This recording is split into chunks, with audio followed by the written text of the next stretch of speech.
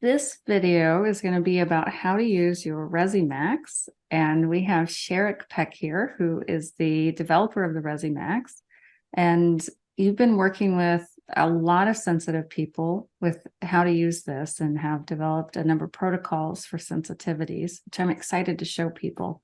So thank you for doing this. Absolutely. I'm so excited to be here with you. One of the first things I think people need to know is what the different buttons do and how to put it in sensitive mode. Great. If you take the basic device, let me run over the frequencies and things with it. So you turn it on, it's at the base or the low level. Every one of these devices is going to come programmed in the regular levels. So we have a strong or a regular set of settings, and then we have a super gentle set of settings. So first of all, I'm showing you with the strong settings. It starts at the lowest level. The top button, you can push it 10 times and you can see it lights up. And you can hear it probably. It gets humming pretty strong there. So that's the up arrow. The down arrow is just the opposite, or this other downward looking arrow, and that takes it back down to the base level. And then this round button has 4 patterns. These patterns are very important. But the first one is blue, and you press that second button down 1 time, it goes to the blue. Push it again, it goes to green. Now, those patterns are very symmetrically created. The blue one takes 4.5 minutes to go through a long, slow wave like the ocean, like watching the wave come in from way out there. The second one, or the green one, does that same exact pattern, but it's 3 times faster. You can hear it speeding up there probably. The third one, this red one, I made it red because I want people to be cautious with it. Red is reversed or flipped from those first 2 wavelengths. So those first 2 are very gentle, calming. The third one is more like a roller coaster instead of a calm wave from the ocean. And so because it is flipped like that, it has a wake up message that it sends to the central nervous system. There are times to use that. We'll hopefully get into that, but it's one you want to be cautious with, because most individuals that are super sensitive, they already have everything from their central nervous system and their immune system flipped on to a high level anyway. So just realize that this imitates what you don't like about how you feel often, maybe even a little bit stronger. So you have to be careful with red. That's why we made it red. The white one, the fourth one, just kind of meanders all over the place. It's very gentle, but it doesn't repeat itself over and over like the first 3 do. So those are those levels. Then people need to realize that that was in the strong settings. Now, to access the gentle levels, push both round buttons at the same time and keep a watch on the screen here. You'll see that it just flashed 2 times. That is to tell me 2 times means that it went down into the gentle level. And now I'm on a super gentle level. I've still got 10 settings or 10 levels in the gentle range. And I've got 4 of the same algorithms. But now instead of climbing mountains, it's climbing teeny little molehills. And they're just much smaller. But the timing is exactly the same length of time to go through a cycle. This is very important for the brain. The brain likes repetition and it likes novelty. So this repetition of these waves changing over and over, these waves of energy we create, is very important, but it's also important that we have that variety built into it. So if, for example, you like it on sensitive, but your spouse likes it on strong, you can take it back to strong by having it off. push both round buttons and watch it. It'll flash 3 times. Now you know that it's in strong. So it has 2 sets of levels there for the very gentle and the regular or very strong. So 2 flashes is the lower intensity. Yep. 3 flashes is going to mean we're in the higher intensity. Yep. Okay. So now if we're going to turn it on, and for sensitive people, we'll put it in the sensitive mode. So we'll get the, let me see if I do mine here. So let me see. So that was 3. So that was 3. So it's in strong. So then I'm going to do it again. And I'm holding it for about 3 seconds and then letting go. And you only need to just press it and let it go. So it doesn't need to hold. Okay. So we just press and release. Now it's back in strong. Back in strong. And then there's sensitive. Gentle. Okay. All right. So where would you recommend people start with using it? That does depend a bit on sensitivity. And as you noticed, some areas of the body are more sensitive than others. With an extremely sensitive individual, and maybe the safest place to start might be at the feet and the hands, far away from the brain and the protection mechanisms that are all centered around the brain. So everything here is super sensitive, out at the extremities, sensitive, but not as sensitive to the sensations of the device, if you will. So how would they start using it with their hands? Would you have them just hold it, or? So they could start by putting it on the gentle level and just simply holding it and putting both hands to it and just sensing and feeling what that feels like. The other thing that helps calibrate that to their nervous system is the humming. Okay. And can I talk a little bit about that humming? Yeah, let's talk about the humming. I'm going to switch so they can see both of us here. Great. So if I put it on that low level, put it in both hands. The reason I put it in both hands is one side of you might really be super strong in the brain and the other side not quite as strong in the brain. When you put it in both sides, you're giving messages to the right and left hemispheres of the brain. So the brain has less likelihood of getting overloaded. And from there, I like to put the tongue in between the teeth, just barely. I feel like the tongue in between the teeth serves a very important purpose. Its purpose is tell the jaw to not clench down. And essentially it goes like this. The brain gets a message from the tip of the tongue saying, the teeth are about to cut me apart. And the brain says, whoa, teeth, don't clamp down so hard. Well, clamping down hard, or the jaw clenching, is a part of the fight or flight or panic mode in the brain. So when we put the tongue past the teeth, it's telling the brain, calm down, calm me down, don't let me clamp down, don't let me go into fight or flight pattern. So that's one of the mechanisms that tells the nervous system to calm down, tongue past the teeth. And then we hum along with it. You'll sense and feel a vibration coming through you through the device. As you hum, you actively use a branch of the vagus nerve being that most important healing component for our body. It drives the respiratory system. It drives the heart rate. It's trying to tell you to heal and to rest and to sleep. So that vagus nerve happens to have a branch that all it does is vibrates your vocal cords. And because of that, when you're humming to this device, you're slowing down your heart rate, you're slowing down your breathing, because as you hum out, your breathing goes deeper. And the combination of those several things there puts the nervous system into a relaxation trance, if you will.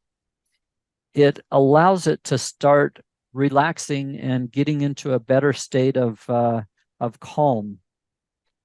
So we like to start that right off.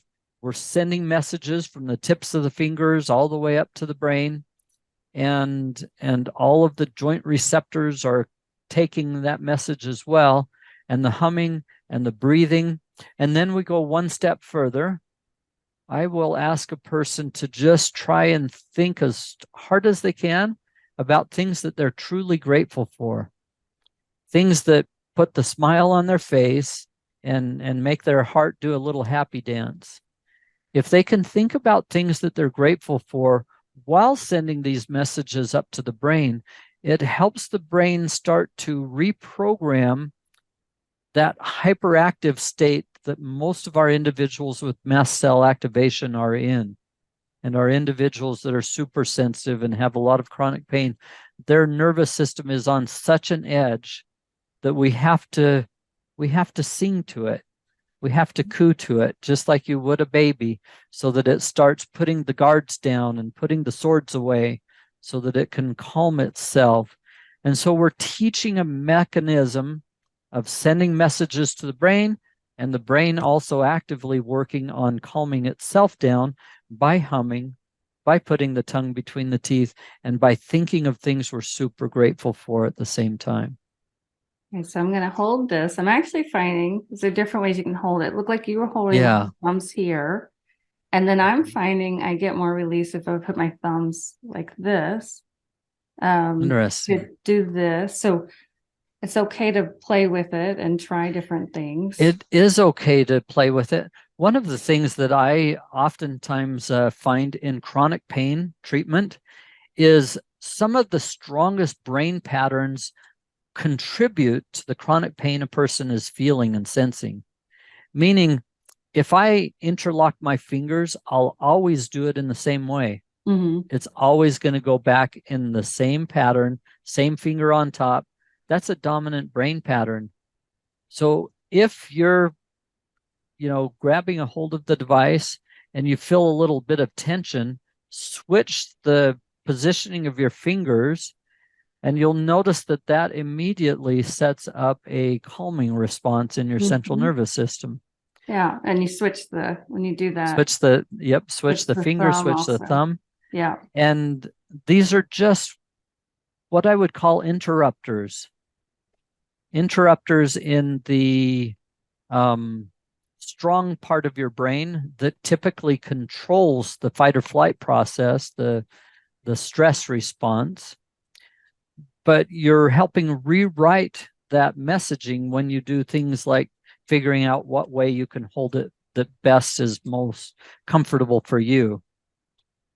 So those are just interrupters to help speed up the process. Thanks for asking about that. So we're going to hold it, tongue between the teeth, and hum. Mm-hmm. So we're humming to the vibration, seeing if we can reach that vibration. You will sense and feel it. So I could even try different tones to see what resonates with this. So this is the way people Exactly. play with it. It's a lot like standing next to a person and trying to sing with them. You have to find out where you both can work together so that your voices blend and sound good. That's the same way you will feel and sense a vibration coming off of this. If you start humming to it, your brain says, oh, that's a different pitch, or this is what I need. You will automatically adjust that. That is because of your vagus nerve functioning. It's a concept we call entrainment. And it's where this device is set at a certain level, your body is at another level. We try and mesh the two of those together by having you harmonize with it, hum to it. And if you're a ways off, your brain will tell you, adjust. And you do it without even thinking. So we hum in harmony. And then what algorithm are we using? Right now, it's just at no algorithm, just turned on. Okay. So just the vibration. So this is where we can just start the with vibration. And then we can hold it with our feet as well, which might be hard to see, but I've got your manual up here, and I can show a picture of how people can use it on their feet. Let me find that. Here we go. Let me see if I can make this bigger, and I'll share my screen here.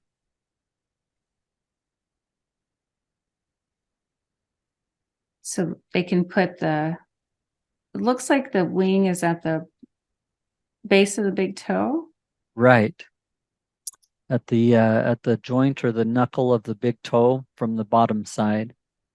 And the tongs themselves are in the middle of the arch. That's where that lines up when your big toe is on the edge of the wing there. And that alignment is really remarkable, in part because I had no idea what we were going to do. I just knew that we needed to calm down people from that point in the arch of the foot. Well, I did a bunch of research on that, and I found that has been known for thousands of years as a kidney point or an adrenal point. So essentially, when you look at this, the human body mapped out on the feet, the big toe or the base of the neck, as it's represented in the foot, the base of the neck would be sitting on top of those little wing endings. And these tongs will line up with and connect to the arch of the foot right at the point where the adrenal points are. Mm-hmm. So in essence, acupuncture points that would be used. Exactly. So many of us, especially those who have mast cell activation and some of these other very strong autoimmune issues, their kidneys are on burnout 24/7. Their adrenal glands are on overdrive. They're spitting out adrenaline and cortisol all the time. So putting that device there, humming again to it, bringing that energy up through the entire body, this one is extremely calming for most people because it's aligned just perfectly to take the tension out of your upper neck and shoulders, which for those of you who have problems with the compression up there at C1, C2, this is a technique that helps take tension off of there, and it's far away from that area. Mm-hmm. So if you're super sensitive up here, but you can put that there, relax back, use our cool pillow, and you take tension off of that area without even really putting something against it. And so people can start on that lightest setting, and then they could slowly work up in the intensity as they get more comfortable. We probably should show them how to put the forks on here. So those are the devices is made so that those forks will move back and forth. They should be firm, but not too tight. But this little tri-corner piece, that's only needed if it gets super loose there, and then somebody can grab a hold of it and grab a hold of the other side and twist it a little. But it's very tight. It's hard for most people to even move it. But if you do need to, that's where it will adjust. Then just grab your device and kind of press and fit it into that clear attachment side there. And it's made so that you can face the back side or face off to the side, face the front side. Wherever you need those tongs to go, it's adjustable for you. Yeah, this has been really nice. Now, people need to know not to pull out the clear tube of the tongs, that they have the clear tube to put on the end. And I set mine somewhere in the house, and I've got to track it down. This is the other clear little attachment that goes on the device.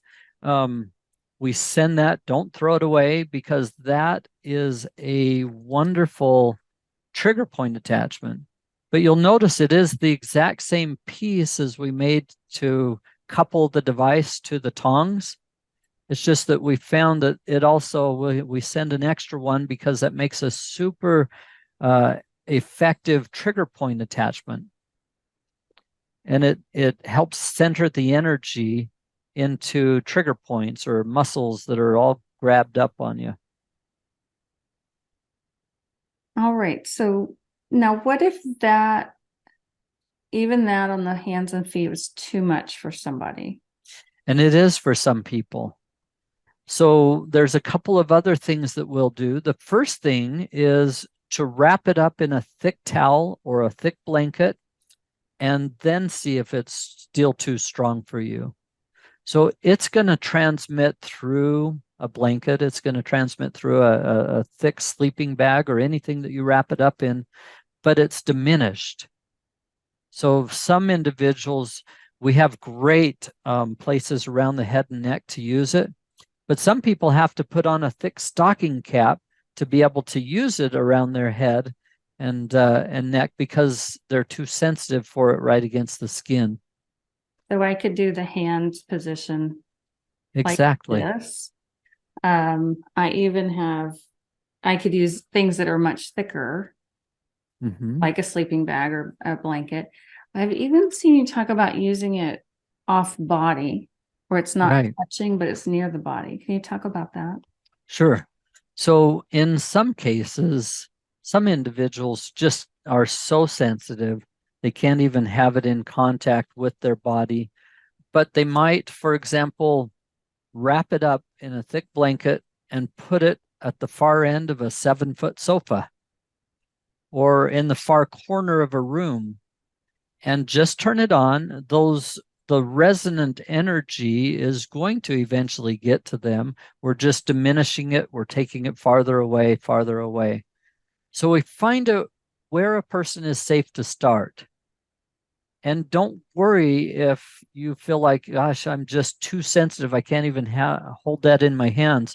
Give it some time until the sensitivities diminish, because they will diminish if you are patient with it.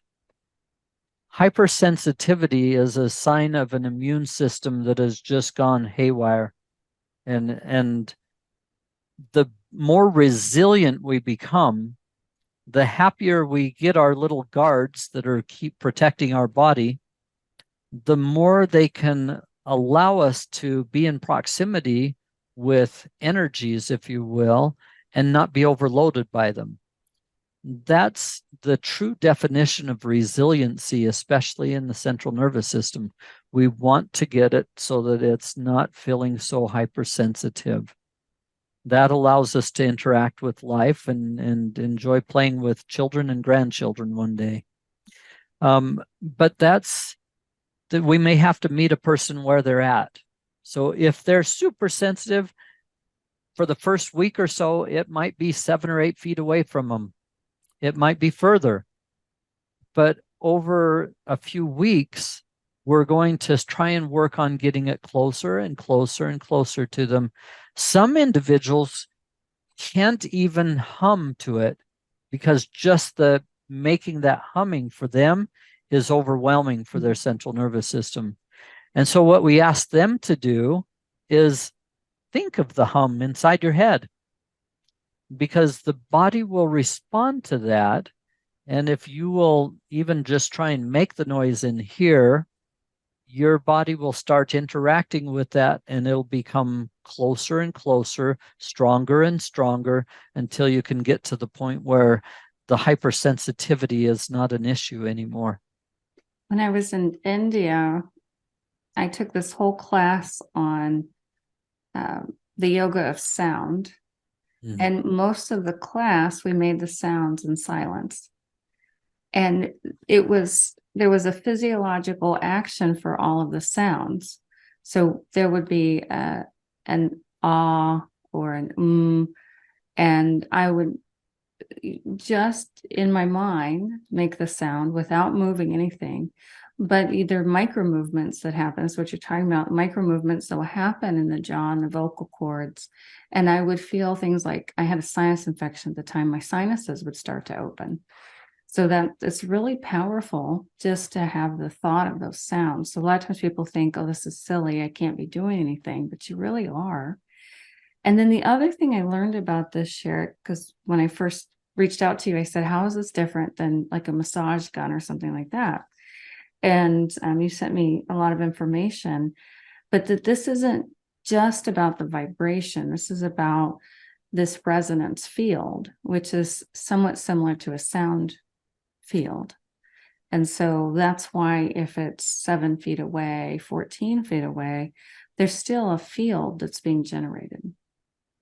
and that will have effect for people. So that can be very helpful. I want people to realize that there's a great impact even using it that way, if it's doesn't have to touch the body. An extremely powerful effect, to the point where with a little bit of practice, a person 30 feet away from you can be using the device and your nervous system will respond to the resonant changes that are happening for that individual. As they start to turn off a migraine headache, you'll notice your own headache lessens. It's a remarkable tool. It's far beyond my capacity to create it. I know my name's on the patents, but the tool is much more remarkable than I ever imagined it could be, which is really something. Well, so then once people work with their hands and their feet, where would you suggest they go next? Well, once they're not so sensitive from there, one of the first next things that we'll do is turn it back on, turn it on to a comfortable level, and start at those areas doing a little bit of scraping with it. These side wings are designed to send messages to the brain by rubbing, by scraping. That'll help to take the forks off. Yep. There's a lot of acupressure points in the hands, and there are some really good ones for the nervous system in this fleshy area here between the index finger and the thumb on the top of the hand. So I'm really liking that, kind of getting in there. And when a lot of people use a jade stone tool called a gua sha to stimulate their nervous system. Mm-hmm. And that made me think of these wings, made me think of that. So those wings are literally gua sha on steroids. I say that on steroids because anytime we use vibration, we're affecting that vagus nerve, which is what spits out the chemicals of calming and healing. So the vagus nerve is in charge of serotonin production. So in essence, when you're sending messages that engage that vagus nerve, you're helping the body create chemicals that help it to heal. So gua sha is something that has been done for thousands of years, especially in the eastern side of the world. And every culture over there, when I was in Japan, they call it wasa. And in China, they call it gua sha. And there's a similar word for that in the Philippines. But it's this scraping process that, in essence, tells the body, let me reconnect with that area. I'm suddenly sensing and feeling it. And you'll notice that it's hard for the armies that are trying to protect you to focus on quite so much of the alertness when it's getting a lot of messaging saying, pay attention to me. Mm-hmm. It disrupts those pain signals. Yeah. Well, but it'll disrupt you're saying it can disrupt some of the hypervigilance. Exactly. And especially if you'll hum while you're doing it, slowing down the breathing. If you'll think about those things if you just thought about your top 7 things that are most important to you and you repeated them over and over in your mind while you did this, you would come out of it with a bigger smile on your face. And when you sleep tonight, your brain will pay more attention to those 7 things because you paired them with stimulation and brain messaging, that you will wake up tomorrow thinking about those 7 things. They'll be a little bit stronger on your brain. So, and then the tongue between the teeth, then humming. And working it over. And you don't have to scrape hard. So I want to encourage you to start really gentle when you start this. Now, how often, we're talking a lot, so we're spending a bit of time doing this, but how often or how much time would most people spend on each of these steps? So if they started by putting the device at their feet and just on the lowest level, I would love for them to get to where they can go 5 minutes and not have any increase in symptoms. Meaning at first they might feel a simple increase because their brain is always activated and ready. But by 5 minutes, I should see them at a very calm state and they should feel no adverse issues with what they did. So 5 minutes is a great first start. If they can't start with 5 minutes, then they're going to start with wherever they can. 30 seconds, build up to 5 minutes before you add in something like the scraping. Okay, so we're And gonna graduate. We're gonna yeah, start with the feet, and we can start with just the hands. How long would they hold it in their hands? so again, trying to get to 5 minutes. If they can get to 5 minutes and it has not triggered any adverse sensations and weirdness of their immune system, which would be things like welts or bumps, or you know what those signs are. As long as it didn't do any of those and they made it to at least 5 minutes, they can then start playing with increasing intensity. Once they can tolerate that on a level 5, they're probably ready and okay to try an algorithm. And I would start with the blue or the green algorithm because those are going to be more in the gentle range. So there's a progression of all of these abilities to use this. Once they can handle the 4 different algorithms on the gentle settings, and they can handle all 10 levels, they're probably ready to graduate, ready to push both round buttons and put it into the stronger mode and start exploring with those. That may be a process of 3 months to get to that point. You've got to let yourself go as slowly as you need to go. Yeah. And that's all right. Wherever you're at, meet the device there and have it help you slowly build up your resilience to be able to handle more and further. And what you'll notice is that as you're getting stronger, or as you're being able to tolerate more, your endurance is going to improve and your sleeping is going to improve. All of those are signs of improved functioning in the central nervous system. So just to recap, you can start in sensitive mode, level 1 intensity, no algorithm. So that means this is just not going to have any light on it. And work up over time to 5 minutes in the hands, 5 minutes in the feet. And then once they're at 5 minutes, they can go up to level 2 intensity in sensitive mode. And then up to level 4, 3, 4, then 5. And at 5, we can start adding an algorithm in. Yes, algorithm as well as some of the scraping. If they can tolerate that, just set like that for 5 minutes on level 5, it's not a bad thing to start with some of the scraping. I like to do scraping with it on a higher intensity anyway. It takes away more of the discomfort. Okay, so scraping on level 5. And our goal is to hit every square inch or square centimeter of skin tissue. So if you're working for 5 minutes on your hands, you're going to try and get every single spot multiple times with that little scraping process.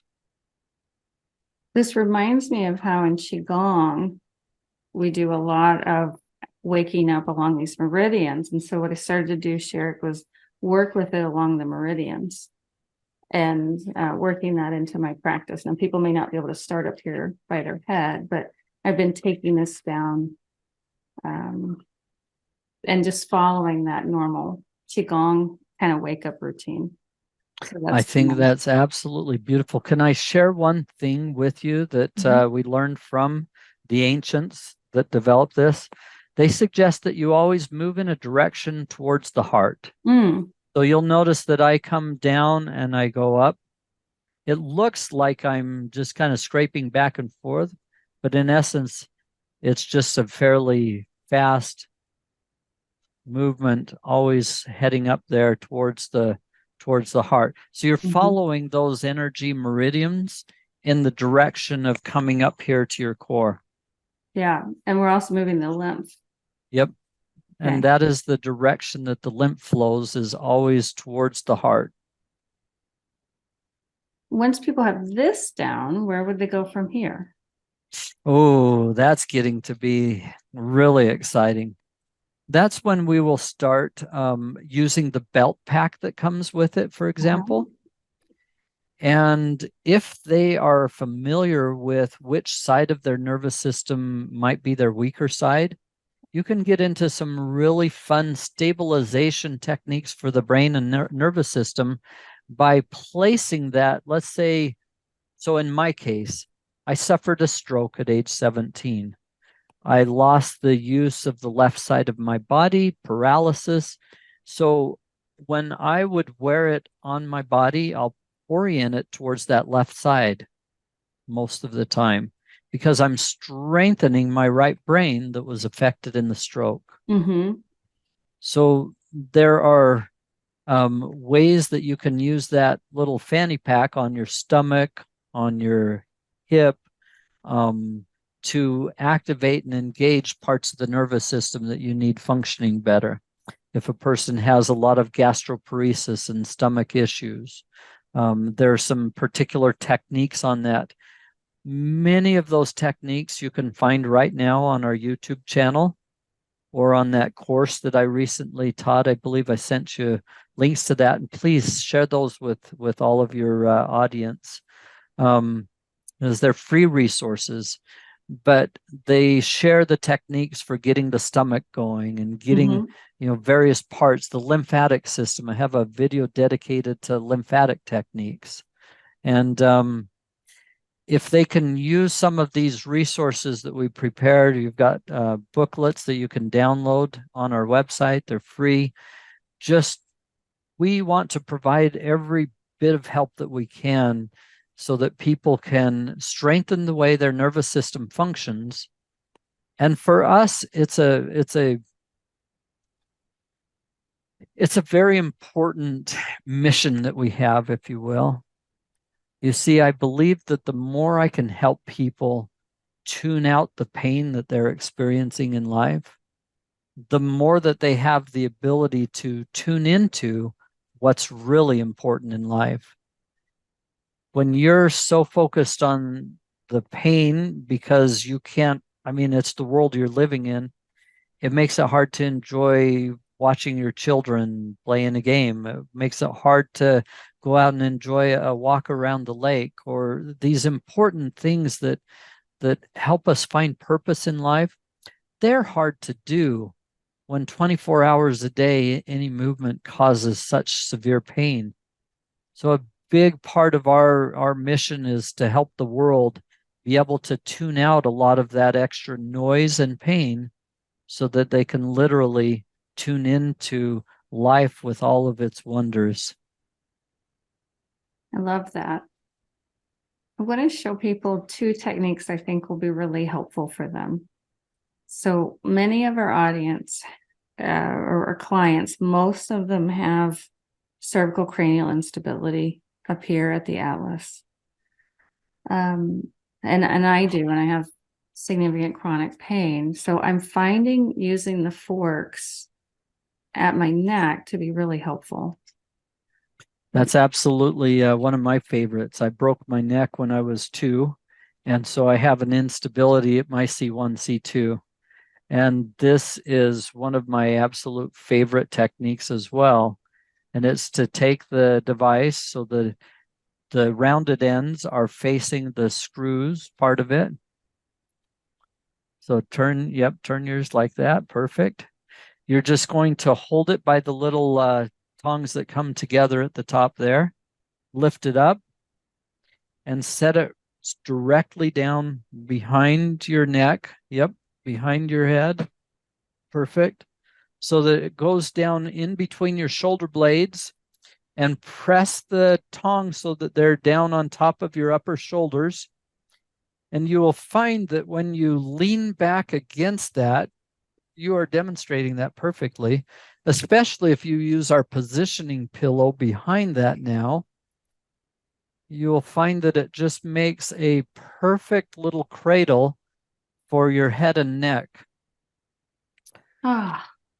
And that little tri-cornered piece is designed to press against the C1, C2 vertebrae. And then the upper part of the tongs, the part that you were pinching on at first, it is designed so that your head is resting back against that, the base of the back of your skull. And these rounded ends are hitting against your sternocleidomastoid muscle, the big clencher in the sides of the neck. So everything in there is designed to calm down that whole neck region. Yeah, so that's why this needs to come around here to hit that muscle here. Yeah. What if somebody has a really big neck? Like I'm thinking my husband. He's a large guy. He's built like a football player. So even a lot of our largest football players and strong people that are working out all the time, this seems to work pretty good on all of them. If it actually was just too big, you can also use the device just like this and bring it up under that same region and hit those areas at the base of the skull with it, like this. You can also do that and lean it against a bed or a pillow and lay back against it. But I really like putting that little bit of pressure in the upper cervical area and then rotating the head as far as you can side to side and just slowly moving that, coming along to it. Now I've been doing that also. I've been having fun playing with this. I've been taking it after I do the base of my neck and then turning it and going up here at the top. So and then turning. Getting your suboccipital area there.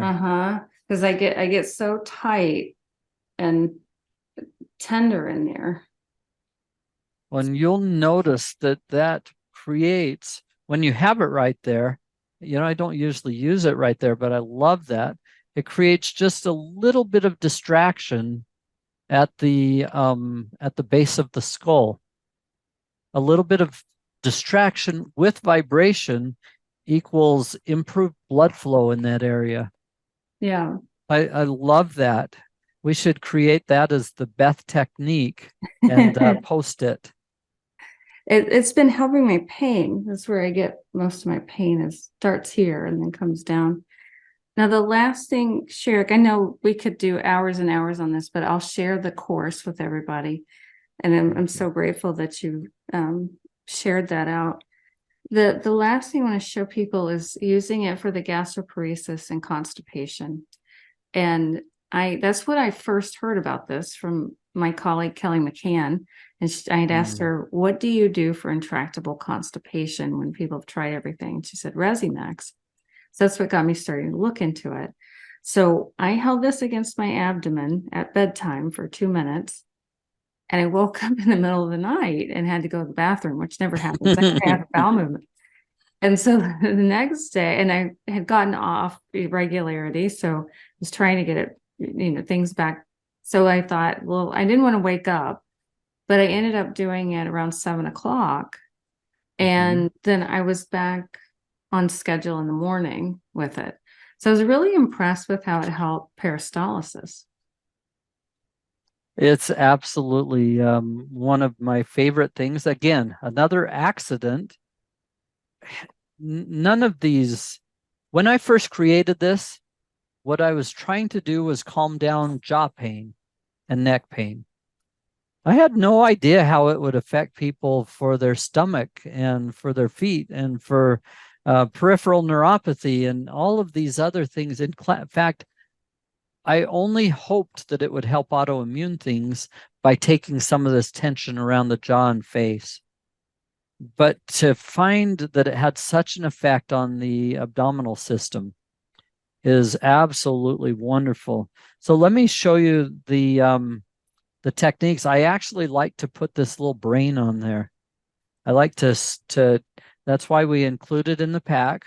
It won't have a little hole in it. This one does because I made it, but I'll take the device with its sharp edges now, and I'll just press it into that into the brain stem of the brain, the little flat part, until it makes a hole in there. Okay. And you have talked about one technique that we definitely have done with the abdominal system. Let me just show you I might how use we scissors. and you can do that too, or a little pocket knife or a little screwdriver. Just poke a hole in there. Here, I got a nail file. I'll poke a There you hole out go. with that. And it's great strengthening exercise as well. My neck's not quite ready for that strengthening exercise, Mm. but I got my hole in there now. So now just push it on. There we go. Perfect. Now it's got a super soft, by the way, this super soft attachment is one that you can usually use on some of these areas where the other might be too much pressure for. Yeah. Some very sensitive spots. Anyway, I put that little brain on there and press it. Now I'm going to stand up just so you can see a little bit. I press it right against the belly button. And then I'll have people hold it with both hands in whatever way they feel comfortable. Perfect. So you go right against the belly button, but with that big rounded brain there, it's not too sensitive. And then I will, if a person can handle it down here, it's really sped up by doing a couple of things with these algorithms. The first one would be put it into the red. Remember, red is just cautious, doesn't mean stay away from, just means use it with knowledge, right? So we'll put it on the red one and run it for one cycle. One cycle, when it finishes that on the red, one cycle is 3.5 minutes. When it finishes that cycle on the red, it will go bzz, bzz, to let you know that I finished the cycle. And then I will turn it on to green. So I'll push the button white and then blue and then green. And I'll leave it on green for 4 more cycles right at the belly button. And of course, I'm humming and I'm thinking of all the things I'm grateful for, which by now has turned into a beautiful prayer because I'm grateful for things that connect me to a much higher power than I am. And as I'm thinking about those things I'm grateful for, and I'm humming, and it's activating the entire system around the abdominal system from the last real good connection you had with your mother, which was where the vagus nerve on you, as the developing you, connected with the vagus nerve coming from your mom. It's a beautiful connection there. So I'll go through 1 cycle of red, 4 cycles of green. Green puts it back into balance. So it doesn't leave it out of balance like the red might normally do. It's using the red to wake up the central nervous system, using the green to put it back into waves of calming energy like the flow of the ocean. Nice. And then I'll go one step further. I will put that clear tip back on it. This is a step that you probably haven't done yet, but you're going to absolutely love it when you do. Turn it on to as high as you feel like you can tolerate. Start at the appendix of your large intestine there. Go up to your rib cage, so you're just tracing. Let's just tell people appendix is going to be on the lower right. Lower right. Your lower right. Yeah, your own lower right. Go up to the rib cage. Follow the rib cage across the body till it gets to the kind of the point above the left hip. Then take it down. Now, if you want to look at the anatomy, you're just following your large intestine. You'll take it down to your left hip bone and then over over you back towards the belly button, but you'll notice that it actually is about a couple inches below the belly button. You end with it sitting right against the bladder. So when you follow that large intestine pathway, it drops down right behind the bladder as it exits out the body there. So this on my tiptoes so people can see here. this makes a beautiful way to energize the colon. And for people that have a lot of digestive distress, I'll have them repeat that process 5 or 6 times, energizing the colon. Now, for those of you who have some unique abnormalities in that system, you might notice that within minutes of doing this process, you actually do need to go to the bathroom. I've done that to myself even while speaking and demonstrating it, which was quite a unique experience. But I'll be back. I gotta go. But we want those things to be able to move through the body appropriately and be able to be eliminated. We don't want that stuff to be staying in there. And just the toxicity of it staying in there too long creates a severe stress on the system. Well, what's funny about this process is if you're irritated down there and things are running through all the time, it seems to help firm up the process and regulate you. And if you're compacted and things are stuck too much down there, it seems to speed them up and move them through. So I don't know if you want to call it a helper to eliminate or a helper to stabilize. It sure seems to be something that helps normalize function in the bowel system, which is a great foundation for getting the rest of the nervous system to work well. Makes sense since motility either way is controlled by the vagal nerve. And just a reminder for sensitive people that before you go to the red mode, to go through these basic levels first. I found the red mode a little intense, even It is. as we were doing it. So I probably right now couldn't do it for 3.5 minutes. I'd have to build up. So when you can't do it for that, you start at the lowest level. And just like we did with the feet, until you can tolerate it, just start at the base level. If you tolerated it well and were able to do the whole, putting it on the belly button for 4 or 5 minutes and then following around the stomach for 6 or 7 times. If you were able to do that on level 1, tomorrow I might try level 2. The next day, level 3. Or I might have to stay at level 3 for a week before my nervous system says, okay, yeah, I can handle that. Go on to 4. Once I can get to about level 5, you'll be able to handle the algorithms. And I just thought too, Sharik, once I'm ready to go into that red algorithm for the motility, if it feels like a lot, I could go back to some of your techniques. I could put it in the towel. Mm-hmm. I could hold it, a little off body instead of touching. It could be a little off and then work up to holding it there. Yes. And you can make a bigger ball. You can use a yoga ball and hold it, far away from it, or hold it against the couch and you against a yoga ball. And you can do lots of things to mitigate that until you're strong enough to handle it. Well, I think we're going to be exploring this for years. And this is just a starting point. Thank you so much for doing this with us. And we've got so many resources, but this will give people a starting point.